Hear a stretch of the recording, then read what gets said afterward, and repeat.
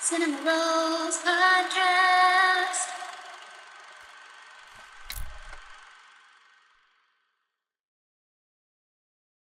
Welcome to the Cinema Rolls Podcast.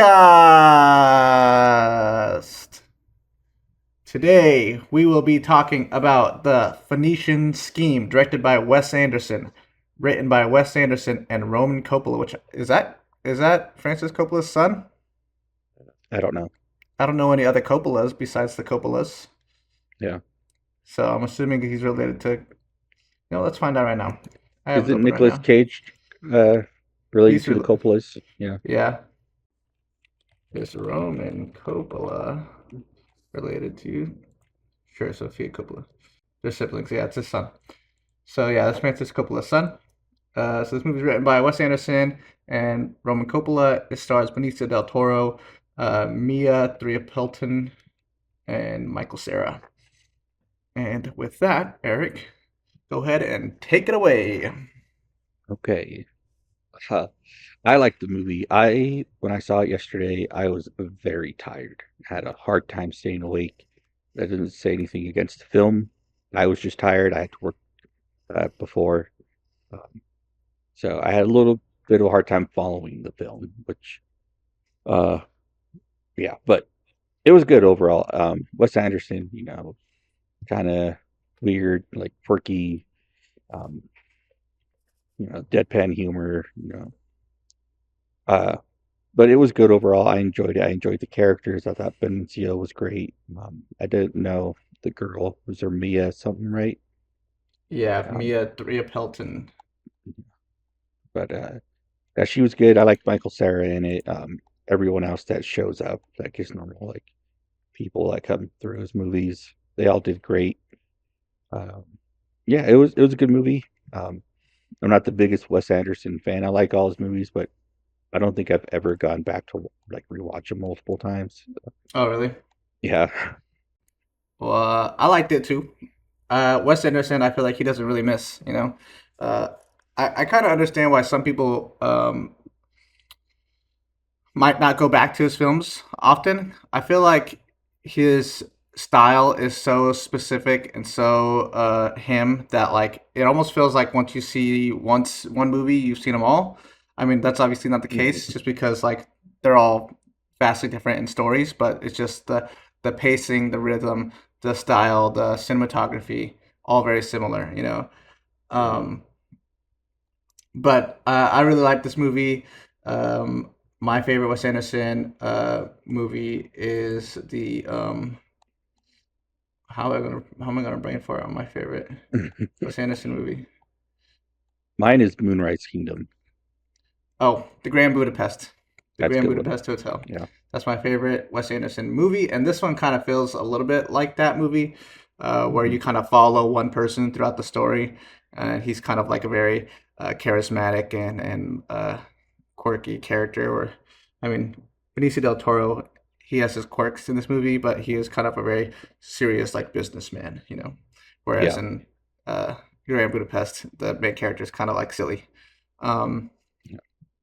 but yes, I like this movie a lot. And he does, yeah, he's a great filmmaker. I love that he's developed his own style of filmmaking, and he's done it by like breaking kind of the rules, the basic rules of filmmaking. And in order to do that well, you have to understand it really well. So you could tell Right.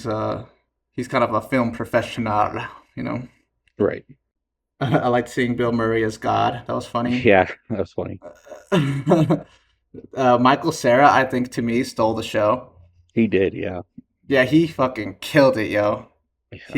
He was so funny and he was so good, and he nailed his little dual spy, like he had Yeah. like two characters kind of thing. He Yeah. nailed it. And I thought he did a great job. Yeah, I liked the girl. I don't think I've seen her in anything before, but I think she did a great job. I enjoyed her as Yeah, well. yeah, she did great. I was telling Natalie actually that like I think something that is very satisfying watching Wes Anderson films, and I think that's why people like him actually, because it is a satisfying watch. right? Like Hmm. it's and the reason why it's so satisfying is because it's so deliberate. Like Yeah. all of his shots are so deliberate, so symmetrical, and when they're not symmetrical, it's done there. It's for a purpose, right? Yeah. Um, and then he's very rhythmic Yes. with his film. Hmm. The dialogue, the cuts, it's all on a beat. Like if you listen to the score, especially during uh the first meeting with his daughter, and he's telling her that he's going to transfer over all of his stuff to all his assets, and he's like Yeah. giving her the whole Phoenician scheme, and he has the kids shooting arrows at the boxes and shit. Um, if you listen to the score and you go at the beat of the score, your the cuts will land on the beats. Yeah. It's like going at that pace, and the dialogue it cuts like that at that pace. Yeah. Um, so it creates this very rhythmic, almost like a song, like almost like Hmm. as if the movie's like a song, and the climax is kind of the crescendo, you know. Um, so it's very satisfying to watch his films. Yeah. I think that's why I enjoy his films, and I would never like say I don't like him or I wouldn't go to one of his films because it's Mm, very visually pleasing. Um, the the dialogue, um, it's just it. I enjoy watching them. I may not mm, totally understand what's going on or the point of the movie, but it doesn't matter because that's mm. almost like um, secondary to what he's wanting you to see and hear on the screen. Yeah, yeah, and I wouldn't say a lot of his movies are really all that deep, to be quite honest. But No. they're so quirky and so witty. They're so funny and entertaining that it doesn't really matter. Because it does. The point is, I don't think the point is really to. I mean, with almost all art, good art, the point is to convey some kind of meaning, right? It's art is Yeah. human expression, and you're there to express something, right? Hmm. Um, and this one, I think, is just all about being humble, really, and kind of Yes. finding what's important in life Yeah. before you die. Um, Hmm. and that's just the basic message and meaning. I mean, the rest of it is like, he's trying to like get everyone to help him out to fill the gap of this, this stock or whatever, right? Which at that point is kind of just meaningless. I think more this film is more of like a character study of Benicio del Toro's character and Yeah. his character arc. You know, Hmm. um, but yeah, it's really it's really good, and I like that the cuts between him living and then almost dying, and then kind of getting like these kind of um, muddied messages through the other side, and then coming Yeah. back and kind of reassessing his life Yeah. and finding what's most important to him before he dies. Right. Yeah. Um, I saw the movie with Brandon and my buddy Cyrus from work. He keeps asking me when I'm gonna name drop him in an episode. So here it is, Cyrus. What's up, Cyrus? I, I saw it with him and then his friend Danny. Um, and after the movie, like none of us were like, "What even was the Phoenician scheme?" I don't know what the scheme was, but I think Yeah. after thinking about it, and I did watch a few reviews because, like I said, I was very tired. I think maybe after watching it a second time, I might pick up on some more things and enjoy it more. But I mean, the scheme obviously was like he had some kind of like financial scheme, and he was going to use slave labor, right? And this country, like, there's a famine going on and stuff. And so throughout the film of him like almost dying constantly, getting like assassination attempts, um, which didn't seem to bother him at all. Every time like one was like about to happen, he's like, "Ah, we're fine." As for me, I feel really safe. Yeah, yeah, yeah. But yeah, like there's times where he almost dies, and he sees like he like goes to heaven, sort of. Um, he like learns and he grows, and that's when he eventually decides he's going to fill the gap with all the assets that he has, and that's why at the end of Right. the movie, he's broke, he's Hmm. working as a dishwasher and stuff, and yeah, so like you said, like being humble and like realizing what's important in life. Yeah. So, so the scheme the title of the movie, the Phoenician Scheme, isn't even like the point of the movie. Yeah. You know? It's just made the scheme itself is made to be almost like a vehicle for the character's character arc, you know. Yeah, But yeah, yeah, Benicio del Toro killed it, and yeah, he did. I love the meetings, like all the meetings, and the it's funny because I think what Wes Anderson does well when it comes to comedy is he finds something that's funny and he kind of just repeats it throughout the movie. And The hand grenade. the hand grenade. As for me, I feel really safe. And then there was another one. Um, and with every meeting, it was always the same too. Like he'd always like uh, cut them like some kind of deal. They'd be like, "No, fuck that," you know. Yeah, And then he finds a way to get them to work into it. yeah, And there's always a moment where they start yelling at each other, and yep, the words are kind of incomprehensible. Um, so it's almost like you get this like little like kind of a yeah, rhythm with the meetings too, you know. yeah. And it's fun. It's a fun movie. I did like Tom Hanks and Bryan Cranston's Oh my god, characters. that was my favorite scene, the basketball scene. Yeah, That was the best. And then intercut with that, you get the conversation between Michael Cera and the girl, and he's like kind of hitting on her while he's like yeah, drunk. yeah, Yeah, that was my favorite part. yeah. Same. But yeah, what would you rate this movie, Eric? I would give it a 7.5. Cool. I'm gonna go with an 8. Nice. Yeah, I like that. I really like Wes Anderson films, and what sucks is I haven't really watched his like newer stuff. I think I started the French Dispatch a while ago, and for some reason I didn't finish it. I really want to watch what was that one he Asteroid did? City. Asteroid City. Yeah, I really want to see Yeah, that one. I want to see that too. I never got a chance to. I heard it was really good. Yeah. My friend Blake actually asked me if I had seen it because he knows I like movies and stuff. And he told me it was really good, so I have to check that out. Yeah. Um, do you have any suggestions for people to watch? I mean, it would just be other Wes Anderson films. Like you said, my favorite and yours are like that would be my second favorite. Probably would be Grand Budapest, and then my favorite is Moonrise Kingdom. I haven't seen Hmm. the animated ones. I really want to the stop motion, but Oh my God, Fantastic Mr. Fantastic Mr. Fox. Fox is classic, yo. Yeah, everyone I know that's seen that has loved that movie. And then It's a Isle good of movie. Dogs, I hear is great too. So I think I tried watching Isle of Dogs when I was like 18, but I think I wasn't too deep on Wes Anderson at that point, so I was like, what the fuck am I watching? yeah, Um, I actually have a fun little tidbit here. It's like a fun fact thing, and it's also movie suggestions in a way.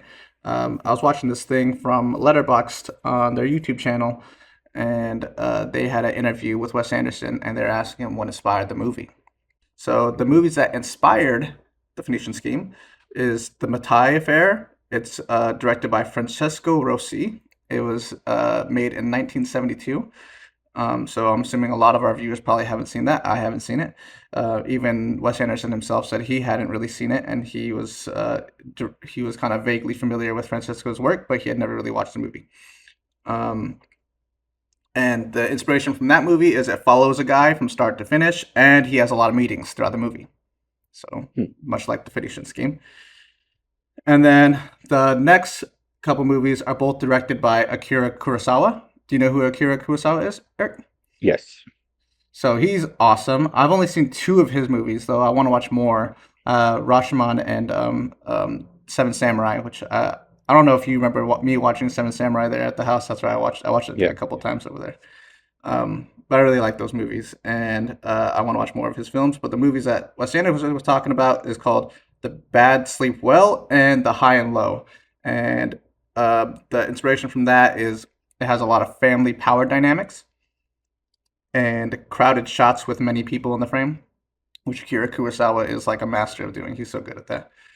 Um, and also, he said the like kind of movie star aspect of Akira Kurosawa's films. He always has that one dude who I forget his name.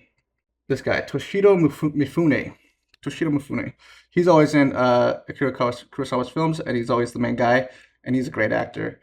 So Wes Anderson liked that movie star aspect, and so he was like, Benicio Del Toro is probably the perfect guy for this role, and he couldn't really think of anybody else that could do it besides Toshiro Mifune. But I think that guy might have passed away. Actually, I haven't seen him in the movies since fucking Akira Kurosawa. So, um, and another movie was Day for Night. He didn't really say much about why it was an inspiration, other than the fact that he really likes that movie. And it's directed by Francois Truffaut. Francois Truffaut. It's a French film.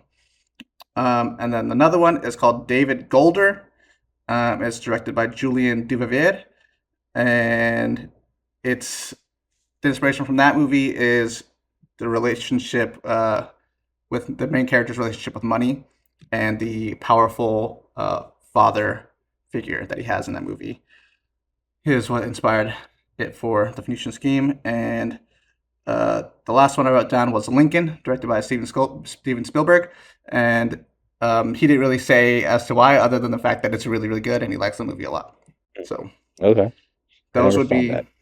me either. Actually, Daniel Day Lewis as Lincoln, though. I mean, come on, Yeah. it's gonna be good regardless. Yeah. So yeah, those would be good movie suggestions. And then, of course, the Grand Budapest Hotel. Like I said earlier, that's my favorite Wes Anderson movie. I watch it probably at least once a year. Um, but yeah, I like it a lot. Cool beans. Yeah. So what have you been watching? Well, I started the second season of Tires. Tires? Yeah, Tires on Netflix with Shane Gillis. Oh, I've never watched it. I'd watch it though because I like Shane Gillis. Yeah, it's pretty funny. I like it. About halfway through the second season so far. It's got Thomas Hayden Church made an appearance in the last episode as Shane's dad. Nice. Yeah, yeah, and one of I think it was the episode right before. Shane Gillis's character gets a love interest. Like this girl like comes to the shop and like they have like meet cute like scene. I really liked it. I thought that was interesting. Like I wasn't expecting like a romance like storyline for him. So Nice. yeah. Right on. Mhm. Anything else? Finished Daima. That was cool. Nice. Very nice. And I was just watching Small Soldiers. Which I love that movie. That's a It's good not one. new, but yeah, it's great. It's getting a 4K restoration. It's coming out July 22nd, I think. So Right yeah, on. Right on. Right on.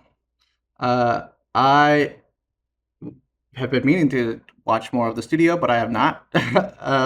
Just life's busy, especially yeah, lately with the bonus episode we did. Which, by the way, let's not do one of those for a while. I was kind of staying up yeah, late every day, like. yeah. um, and the other thing Natalie and I've been watching is Lazarus. Mhm. Are you familiar with Lazarus? No. So Lazarus is the same guy who did Cowboy Bebop, Okay. and he is also the same guy that did Samurai Champloo, which are some of my favorite anime of all time. And if you haven't seen them, you need to because especially if you want to get into anime, those two must watch. Must watch. Uh, I always fuck up this guy's first name, but his last name is Watanabe, so that's how I always refer to him. But this guy, these shows are not based off of manga, which most anime are. So when they are not based off of manga, they call them OVAs. So this is an OVA, and if you like Cowboy Bebop, this is right there. This guy understands film. This is like peak cinema. It's beautiful. Um, and so we've been watching that, and I think that's. Oh, and then we also watched Pearl. Have you seen Pearl? Okay. No. Have you seen any of the X series? I saw the first one. Okay. Yeah. Yes. So Natalie had never seen X. I showed it to her. Uh, she's been getting more into horror films. And then we watched Pearl recently, and I really liked Pearl. Pearl was good. So you're gonna watch Maxine next? Yep, Maxine's next. I haven't seen Maxine, so What's the order? So I know it's X, right? Is the first one that came out, and then Pearl is a prequel to X. yeah. So release order though it's X Pearl Maxine, but timeline order Pearl X Maxine. Okay.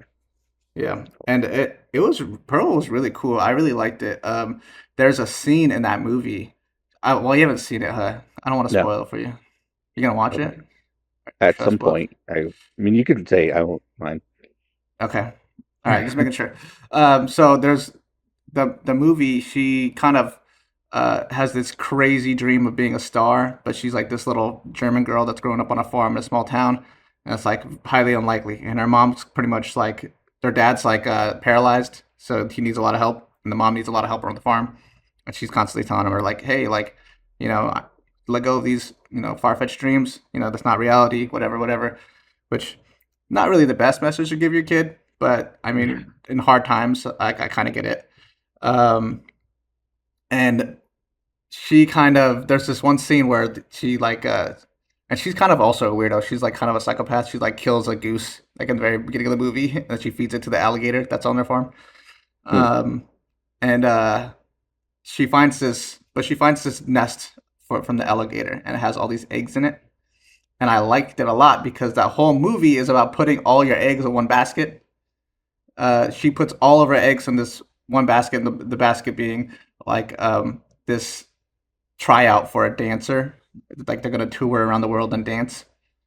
And so she puts everything she got into that one dance, even to the point where she like commits murder and destroys her entire existence there at home, so that she has no excuse other than to travel the world pretty much. Um, and then she goes in auditions and yeah, so she puts all her eggs in one basket, and I really like that scene of her looking at all the eggs in the gator's basket because that's what the movie's about. And there's this one monologue in the movie where she's kind of confessing to her friend about all the things she did and the kind of person she is. And she is like, be a goth. Oh my god, give that girl a fucking award. Has she won an Oscar yet? She's that was fucking I think so. that shit was raw. It was beautiful. It was like a 5 minute monologue, and the camera didn't move at all. It's just on her face, and she goes through like a roller coaster of emotions, and it's so good. Yeah, that's what we've been watching. Nice. Cool. um, is there anything coming out or out already that you want to see or you're looking forward to? Um, so, just got my tickets for Fantastic Four. Wow, already? Wait, when does that come out? July 25th is the release date. We're going on the 24th, the Thursday before. Dang, got them early. Yeah. Well, they released them, and I was like, I want to go, so I got them. Yeah, going with some friends. They revealed what the popcorn bucket and the cups are going to be.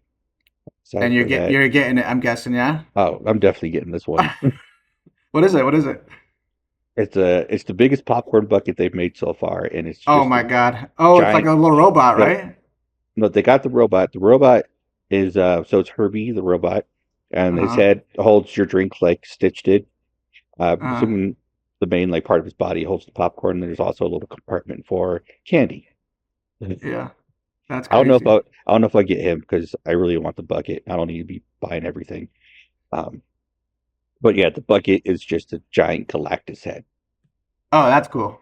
Yeah, and then That's really also they cool. have individual cups for each of the characters and like displays like their powers. So the Human Torch cup has a little Human Torch on top, and the cup looks like it's on flames. And the Invisible Woman's other cup looks like It's invisible. invisible. Yeah, Oh, yeah, that'd be crazy, huh? Your yeah, drink's just floating there or something? yeah. I mean, it's obviously visible; you can see it, but like it's supposed to like Right. make whatever. But It's like yeah, see-through with like blue they highlights or something. yeah, it looks cool. They all look cool. I want them all. I don't know if I'll get all the cups, but I'm definitely getting the bucket. I'm going to go straight to the theater after work to get this because I want it. Nice. Um, Is this whole thing with popcorn buckets? That's not a new thing, is it? It's a newer thing. I was gonna I say, I think feel like I don't remember before, popcorn buckets being this crazy. I feel like they're getting wild with it. no, I mean before like movies would do like little promotions, especially for like kids movies. But I think mainly now, especially since um like people like nostalgia, like people like old things and will buy like things that remind them of their childhood or whatever. But um the theaters aren't doing great. They're trying to get more people to come. They know people like to collect things and buy things. So they're like, well, let's release a bucket, you know. But Yeah. um, Kevin Smith almost had a Buddy Christ bucket for Dogma, but I Oh, that would guess have been so dope. yeah, because they'd have to be made overseas and stuff. Like they didn't want to deal with it. But yeah, Speaking of which, I have a little Buddy Christ figure. I forgot to put it on the show last time. oh, like Should have had it with me, you know? yeah, little Buddy Christ. Yeah. Nice. I What's sorry, go that? ahead. You No, go you go ahead. ahead. No, no, you go. I was going to ask. You said Natalie saw Dogma for the first time. What did she think? Oh, she liked it. She liked it. Yeah. It sucks because, like I said through text, we got there mad late. I'm like terrible with my times. So I thought it started at 8. I guess it started at 7. I was like, what the fuck? So we got there at Mhm. like 7:45, and we were like, right as soon as Jay and Kevin were saving her from the triplets, and I just kind of filled her in with what was going on, what she missed because I'd seen the movie Yeah. before. So, Well, there um, wasn't too much she missed at that point, but she yeah, didn't I was miss like the introduction to the angels, which is one of my favorite right. scenes. I know when Alan Rickman shows up in a room, that's dope. I wish Yeah. she could have seen that. She didn't get to see it. Um, but she liked it a lot, and she hasn't seen a lot of Kevin Smith movies, and I think from her perspective, it's kind of like a nerdy director, kind of like a nerd fanboy type movies. Yeah. So I don't think she's like ever really gravitated towards it, but she likes this one. Yeah. Cool. Yeah. What I was gonna say before we kind of cut each other off um, was I really want to see Ballerina, um, and Oh yeah. so that one came out this weekend too, right? Yes. So I really want to see that one. Probably go see it soon. Um, and I'm really looking forward to that other movie. What's that other movie with Benicio Del Toro that's directed by Paul Thomas Anderson? Paul Thomas Anderson um has battle in the title. I know that. Just look at it. Paul. Leonardo DiCaprio. Yes, Sensei. Sort of in the Yeah, trailer. yeah. Yeah. Yes, Sensei. Yes. Thank you, Sensei. Viva la revolution! Um, upcoming. One battle after another. That's it. I'm really looking forward to that movie. That movie looks really good. Yeah, I can't wait. Yeah, Ballerina, my friend Shannon just randomly bought me a ticket. Well, he didn't buy me a ticket. We're both on AMC A list, so we get those 4 free movies a week, and we're in each other's entourage. So if he gets a movie, he can put me in it too. So I'll pull from my account. Um, yeah, so he just got the ticket for me without asking, Nice. and it was like, can't go. I'm busy. I'm playing D&D that night. So sorry, Shannon, that I didn't go. It's Ballerina.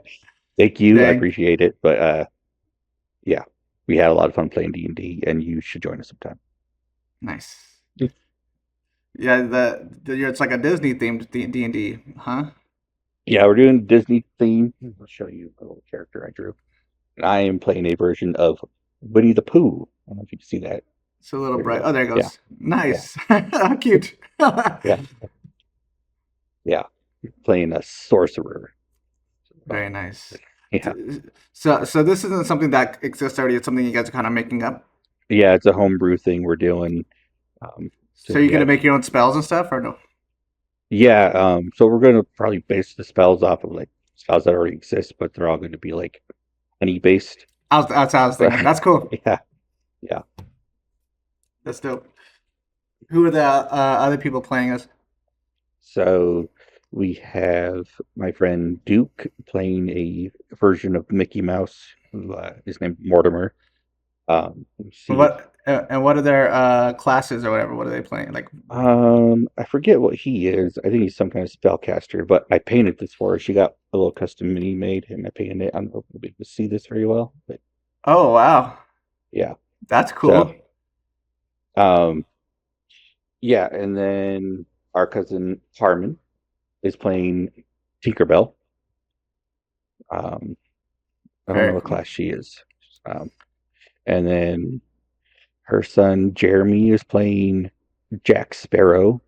He's a Ooh, rogue, I believe. nice. Um, our cousin Rachel is playing Stitch. And I believe How he's a cute. barbarian. Oh, that's dope. I like that one. And yeah, and Brandon's son Logan is playing Max Goof. And I forget what class Oh, he is. I like Yeah. Max. He killed he got the first kill, I think, of the campaign, and he attacked what basically a goblin with his skateboard. Hey, nice. Yeah, yeah, Extreme. yeah, yeah. His character is a little like as far as the storyline it goes, it's a little bit after the second movie. So All right, the yeah, Goofster. yeah, That's what's up. That's cool. you know, Dang it, we blew through this episode too. We've only been recording for 32 minutes, and we're already on the final thoughts part. Um, I'm just gonna just so we feel the time a little bit. I'm gonna go back to um, Lazarus, right? hmm Cowboy Bebop and Samurai Champloo are the other shows that Watanabe has created, and if a lot of people I don't think have seen Samurai Champloo. I don't know why. It's a very, I very good haven't. show. It's a very good show. And it's kind of been like the inspiration for a lot of shows, including Avatar: The Last Airbender. Nice. So Avatar: The Last Airbender is like a love letter to anime, right? Yeah, Which is why there's always a controversial discussion about whether or not it actually is anime.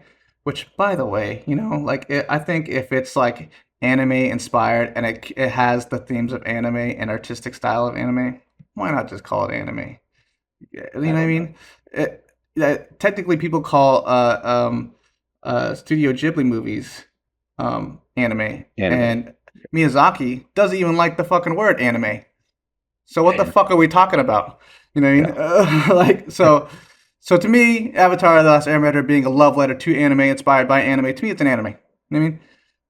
Fair. Um, But yeah, that was a required watch for the people that worked on the show was Samurai Champloo, and the main inspiration for it being that the characters in Samurai Champloo traveled to different villages throughout the Edo period in Japan, and he wanted the creator of Avatar: Last Airbender wanted the same kind of vibe of them traveling to each different location throughout the world, and you kind of learn more about it. That's cool. Yeah, very cool. And Uh, oh, sorry, go ahead. mhm. I was gonna say that show. It's not very long. Like it doesn't have like crazy long Samurai, seasons. Samurai Or Champloo. yeah, No, all of this guy's shows they're just like one seasons, yeah, that's what for I all of thought. them. Which I haven't seen. And I don't know why, since they're so short, and most anime is like ridiculously long. Which is Yeah, why I stay away from most of them. Like I yeah. should just sit down and watch these, but Some of the shonens are good, but if you've seen like a good shonen like Dragon Ball Z or whatever, they're all kind of grandfathered. Dragon Ball Z is the grandfather of all the other shonens, so like they all kind of yeah, have the same tropes and character archetypes and right, stuff like that, yeah, and they're always super stupid fucking long. But like these OVAs, right? They're usually like one season, and Samurai Champloo is only like 28 episodes. Um, yeah. Same with I think Cowboy Bebop. I think it's like 24 or something like that. And the Cowboy Bebop movie, oh my god, that's peak Yeah. cinema too. That shit is fucking beautiful. That was the first movie that got me into like artsy anime, and I think I rented it when I was 7, which I don't think I was supposed to. But our parents didn't Eh, know. They're like, oh, it was cartoons. cartoon. It's Yeah, cartoons. I think I rented it. Yeah, when I was in high school and I watched the movie. I'd never seen the show, so I've seen the movie, never seen Yeah, the show. Yeah, yeah. I watched the movie before I saw the show. yeah, Um, and it's fucking beautiful. It's so good. And what I love about Watanabe is that one, he knows film very well. You could tell by the way he directs all of his Hmm. episodes. Um, and also he kind of like Wes Anderson, he's very rhythmic with his stuff, and he kind of uses the rhythm of specific movie style, not movie styles, music genres to pace Hmm. his shows. So, Cowboy Bebop, jazz. Cowboy Bebop is all jazz. Bebop is jazz, Oh yeah. right? And then the cowboy meaning that it's a western influence of the show, so it's a space western.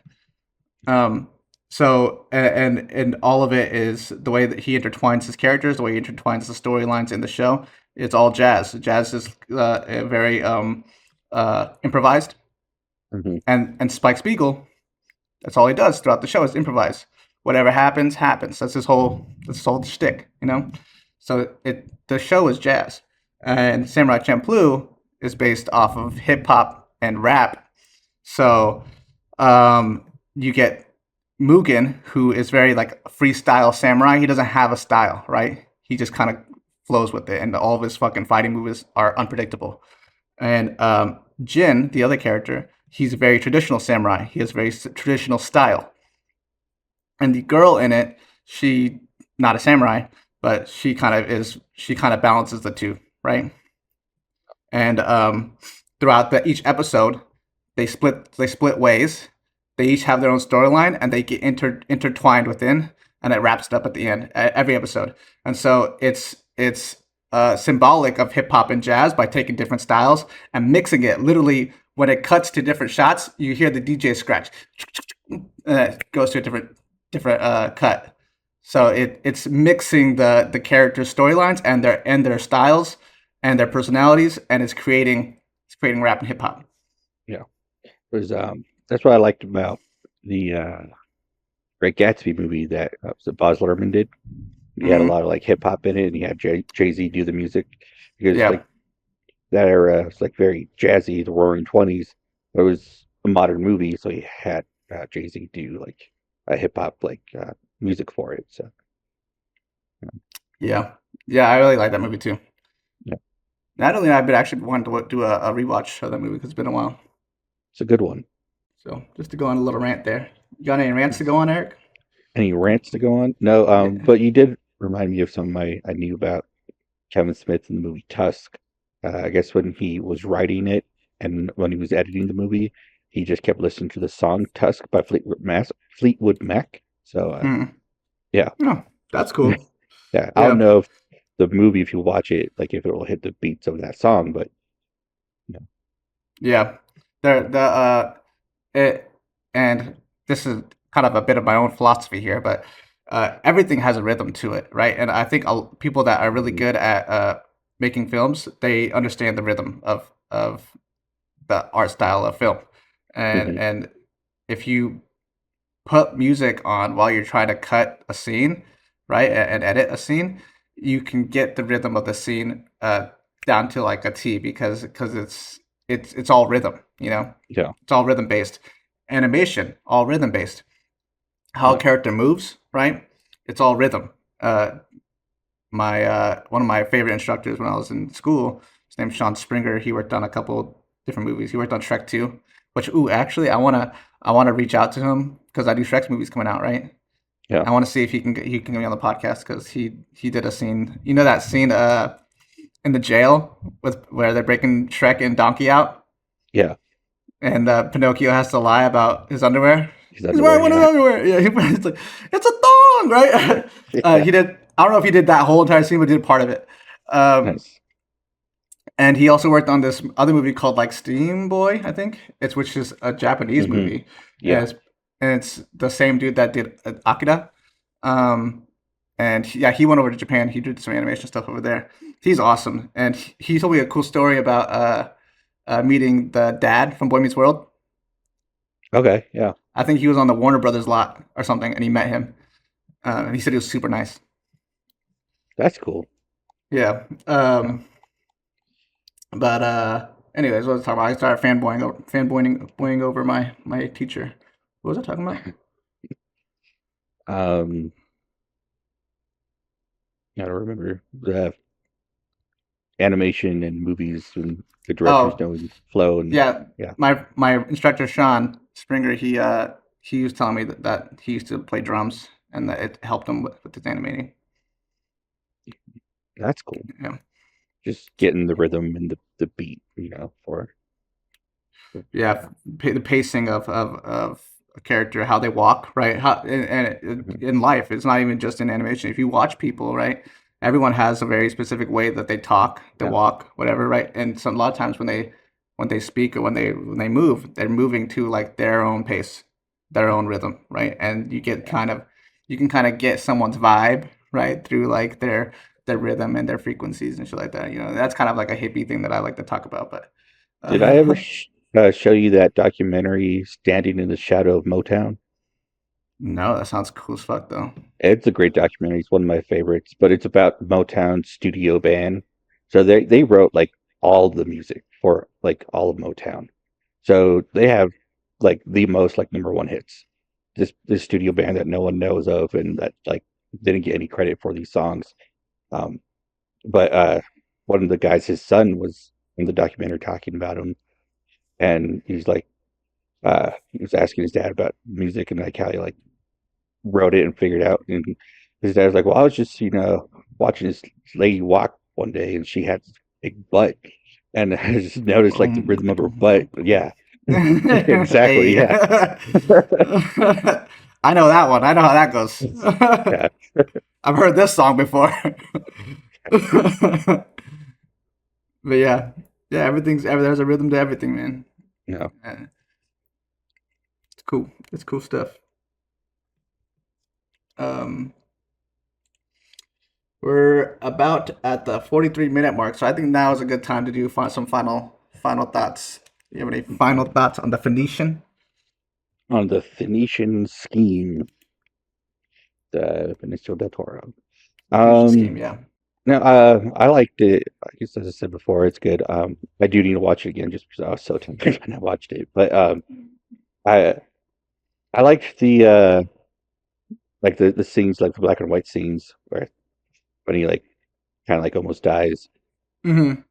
I like how that progresses his character and he's able to develop and become a better person.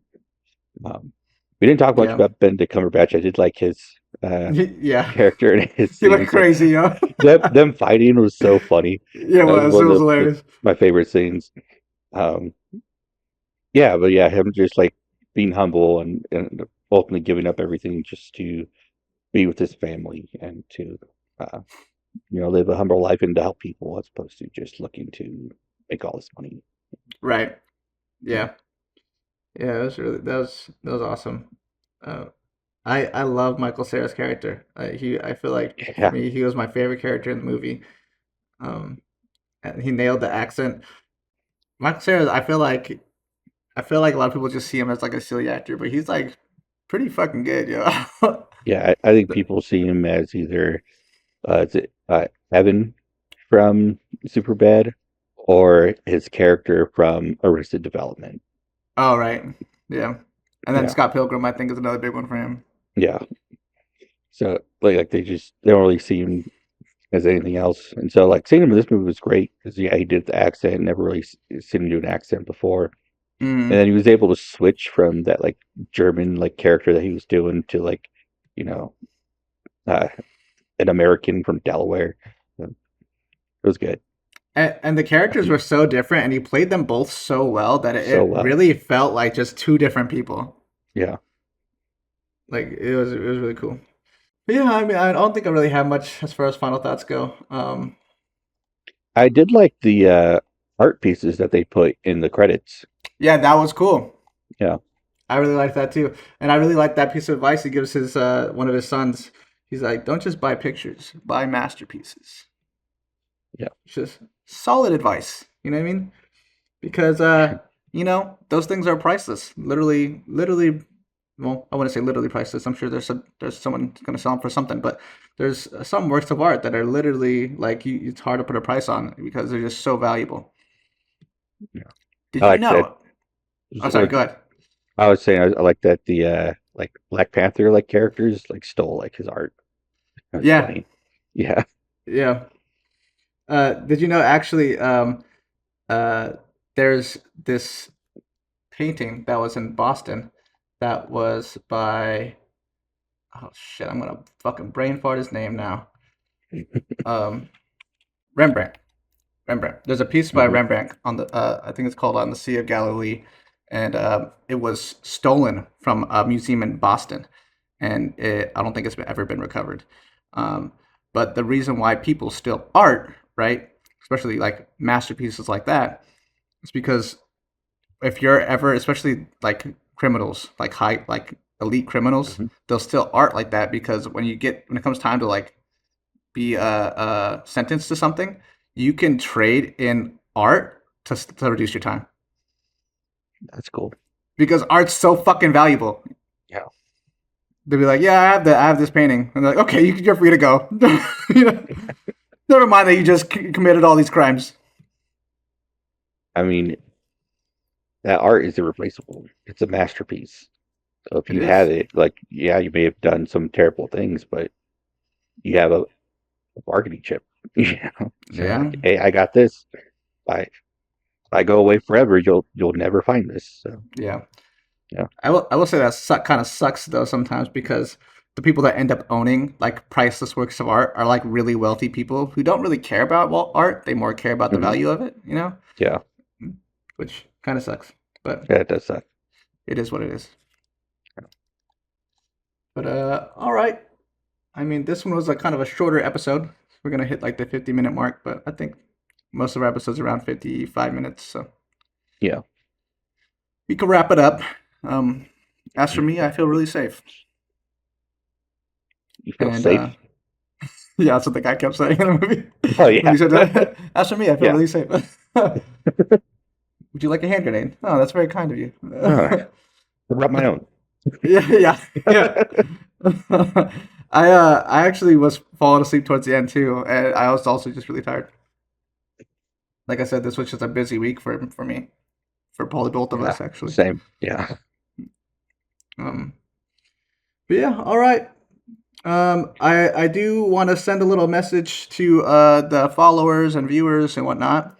Um, if you can, if you want to help us out, if you want to support us, the best way to support us is by liking the button on YouTube and subscribing to us if you're not already subscribed. Most of the viewers that we get aren't subscribed to our channel, so just hit the subscribe button. It costs you nothing, and it means a lot to us.